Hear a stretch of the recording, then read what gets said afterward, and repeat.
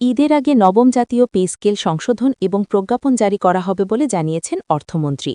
অর্থমন্ত্রী বলেন, দীর্ঘ ১০ বছর ধরে পে স্কেলের জন্য সরকারি চাকরিজীবীরা অনেক আন্দোলন করে এসেছে। তাই সরকার তাদের কথা বিবেচনা করে আজ এক বিশেষ বৈঠকে বসে। বৈঠক শেষে তিনি সিদ্ধান্ত নেন, ঈদের আগেই প্রজ্ঞাপন জারি এবং নবম জাতীয় পে স্কেল সংশোধন করা হবে। তিনি আরও বলেন, এবারের পে স্কেলে বিশেষ করে বেসিক ইনক্রিমেন্ট ও পেছনের ক্ষেত্রে আসবে বড় ধরনের পরিবর্তন। তাছাড়াও অন্যান্য বিষয়েও পরিবর্তন আনা হবে। বিস্তারিত জানতে ভিডিওটি না টেনে শেষ পর্যন্ত দেখতে থাকুন। আর যারা এখনও ভিডিওটিতে লাইক দেননি, তারা এখনই ভিডিওটিতে লাইক দিয়ে চ্যানেলটিকে সাবস্ক্রাইব করে রাখুন পে স্কেলের সর্বশেষ আপডেট সবার আগে পাওয়ার জন্য। বাংলাদেশের সরকারি চাকরিজীবীদের জন্য দীর্ঘদিনের একটি গুরুত্বপূর্ণ দাবি ছিল নতুন পে স্কেল বাস্তবায়ন। অবশেষে সেই দাবি বাস্তবায়নের পথে বড় ধরনের অগ্রগতি এসেছে বলে জানিয়েছেন দেশের অর্থমন্ত্রী। তিনি বলেছেন, দীর্ঘ ১ দশক ধরে সরকারি চাকরিজীবীরা নতুন পে স্কেলের জন্য বিভিন্ন সময় আন্দোলন, দাবি এবং আলোচনার মাধ্যমে বিষয়টি সামনে তুলে ধরেছেন। তাদের সেই দীর্ঘদিনের প্রত্যাশাকে গুরুত্ব দিয়েই সরকার এখন নবম জাতীয় পে স্কেল সংশোধনের উদ্যোগ নিয়েছে। সরকারের পক্ষ থেকে জানানো হয়েছে, আসন্ন ঈদুল ফিতরের আগেই এই পে স্কেলের সংশোধন সম্পন্ন করা হবে এবং একই সঙ্গে এ সংক্রান্ত প্রজ্ঞাপনও জারি করা হবে। সম্প্রতি এ বিষয়টি নিয়ে সরকারের উচ্চ পর্যায়ে একটি গুরুত্বপূর্ণ বৈঠক অনুষ্ঠিত হয়েছে। এই বৈঠকে অর্থমন্ত্রী সহ সংশ্লিষ্ট মন্ত্রণালয়ের কর্মকর্তারা উপস্থিত ছিলেন।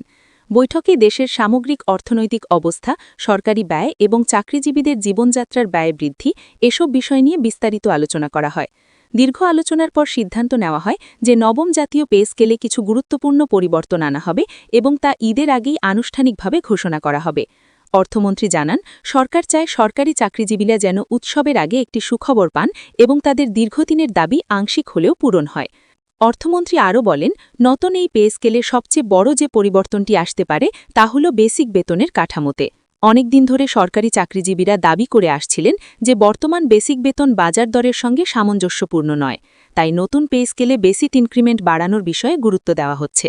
অর্থমন্ত্রী জানান, বেসিক বেতন বাড়ানোর মাধ্যমে চাকরিজীবীদের আর্থিক অবস্থার কিছুটা উন্নতি হবে বলে আশা করা হচ্ছে। পাশাপাশি বিভিন্ন ভাতা এবং সুবিধার ক্ষেত্রেও নতুন কিছু পরিবর্তনের পরিকল্পনা করা হচ্ছে।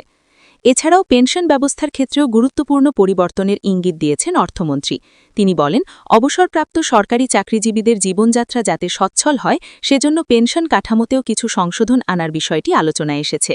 অনেক ক্ষেত্রে দেখা গেছে অবসরের পর অনেকেই আর্থিক সংকটে পড়ে যান। তাই নতুন পে স্কেলের সঙ্গে সামঞ্জস্য রেখে পেনশন ব্যবস্থাকে আরও কার্যকর এবং সময় উপযোগী করার উদ্যোগ নেওয়া হচ্ছে। অর্থমন্ত্রী তার বক্তব্যে বলেন, সরকারের লক্ষ্য শুধু বেতন বৃদ্ধি নয়, বরং একটি আধুনিক ও বাস্তবসম্মত বেতন কাঠামো তৈরি করা। কারণ সময়ের সাথে সাথে দেশের অর্থনীতি যেমন পরিবর্তিত হচ্ছে, তেমনি মানুষের জীবনযাত্রার খরচও বৃদ্ধি পাচ্ছে। তাই পে স্কেল যদি দীর্ঘদিন অপরিবর্তিত থাকে, তাহলে চাকরিজীবীরা আর্থিকভাবে পিছিয়ে পড়েন। সেই বিষয়টি মাথায় রেখেই সরকার নতুন করে পে স্কেল সংশোধনের সিদ্ধান্ত নিয়েছে। তিনি আরও জানান, নতুন পে স্কেল কার্যকর হলে শুধু বর্তমান কর্মরত চাকরিজীবীরাই নয়, ভবিষ্যতে যারা সরকারি চাকরিতে যোগ দেবেন তারাও এর সুবিধা পাবেন। নতুন কাঠামো এমনভাবে তৈরি করা হচ্ছে যাতে বিভিন্ন গ্রেডের মধ্যে ভারসাম্য বজায় থাকে এবং পদোন্নতির ক্ষেত্রেও উৎসাহ সৃষ্টি হয়। এতে করে সরকারি চাকরিতে দক্ষ ও যোগ্য ব্যক্তিদের আগ্রহ বাড়বে বলেও মনে করছে সরকার।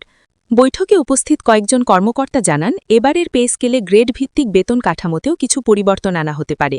বর্তমানে যে ২০টি গ্রেডের কাঠামো রয়েছে তা বজায় থাকলেও কিছু গ্রেডে বেতন বাড়ানো এবং কিছু ক্ষেত্রে নতুন ভাতা সংযোজনের বিষয়টি বিবেচনা করা হচ্ছে। বিশেষ করে নিম্ন ও মধ্যম গ্রেডের চাকরিজীবীদের আর্থিক অবস্থার উন্নয়নের বিষয়টিকে বেশি গুরুত্ব দেওয়া হচ্ছে। সরকারি চাকরিজীবীদের বিভিন্ন সংগঠনও দীর্ঘদিন ধরে নতুন পে স্কেলের দাবি জানিয়ে আসছিল। তাদের মতে, বর্তমান অর্থনৈতিক পরিস্থিতিতে আগের পে স্কেল দিয়ে সংসার চালানো অনেক ক্ষেত্রেই কঠিন হয়ে পড়েছে। বাজারে নিত্যপ্রয়োজনীয় দ্রব্যের দাম বৃদ্ধি পাওয়ায় অনেকে আর্থিক চাপে পড়ছেন। তাই তারা আশা করছেন, নতুন পে স্কেল বাস্তবায়িত হলে তাদের জীবনে কিছুটা স্বস্তি আসবে। অর্থমন্ত্রী বলেন, সরকারের সামনে এখন সবচেয়ে বড় চ্যালেঞ্জ হল দেশের অর্থনৈতিক স্থিতিশীলতা বজায় রাখা। তাই পে স্কেল বাস্তবায়নের ক্ষেত্রেও সরকারকে অনেক বিষয় বিবেচনা করতে হয়। তবে তিনি আশ্বস্ত করেছেন যে চাকরিজীবীদের স্বার্থ রক্ষার বিষয়টি সরকার গুরুত্বের সাথে দেখছে এবং সেই অনুযায়ী সিদ্ধান্ত নেওয়া হচ্ছে। তিনি আরও বলেন, পে স্কেল সংশোধনের কাজ ইতিমধ্যে শুরু হয়েছে এবং সংশ্লিষ্ট মন্ত্রণালয়গুলো দ্রুত কাজ করছে।